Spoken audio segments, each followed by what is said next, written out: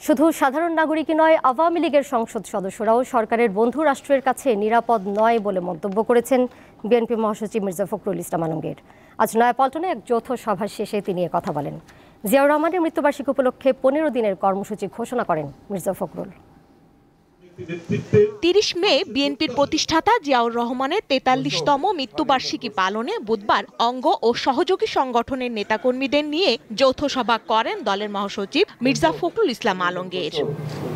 রাজধানীর নয়াপল্টনে দলের কেন্দ্রীয় কার্যালয়ে সভা শেষে দিবসটি পালনে সারা দেশে 15 দিনের কর্মসূচি ঘোষণা করেন বিএনপি মহাসচিব।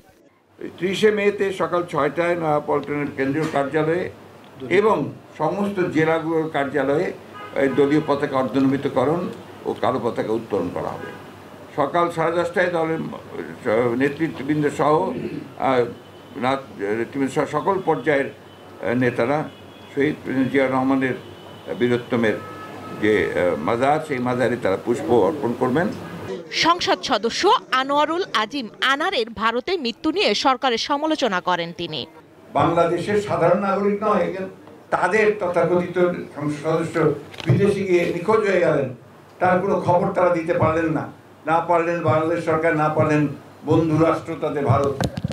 আমরা কি মনে করি এটা একমাত্র দুর্নীতি করা, টাকার পাহাড় তৈরি করা। সাবেক সেনাপ্রধান আজিজ আহমেদের ওপর যুক্তরাষ্ট্রের নিষেধাজ্ঞা জাতির জন্য লজ্জার বলেও মন্তব্য করেন মির্জা ফখরুল। তাদের ক্ষমতায় থাকাটাকে চূড়ান্ত করবার লক্ষ্যে তারা এই বাহিনীগুলোকে এইভাবে ব্যবহার করে, এটা লজ্জার কথা, এটা সেই। স্বস্তিকা সিংহ, দীপ্ত সংবাদ, ঢাকা।